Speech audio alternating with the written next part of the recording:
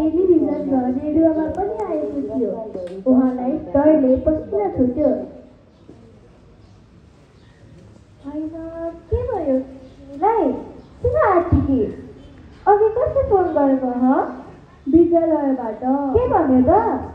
आज त विद्यालयमा कुनै कार्यक्रमै छैन रे आमा। कसैले छोरीलाई फकाइ गरेको त होइन? आमा, आँटी त्यही छटपटाइरहेको बेलामा विद्यालयबाट फेरि फोन आयो।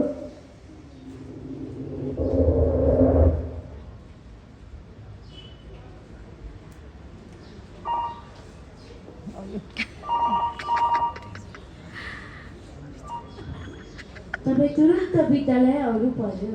एक्कासितै सरी बोलाउँदा दुवैको होसले ठाउँ छोड्यो।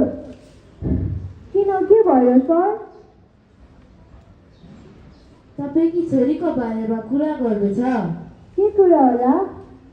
तपाईँको छोरीलाई हामीले अफिसमा राखेको छ। बाँकी कुरा आएर गरौँला नि।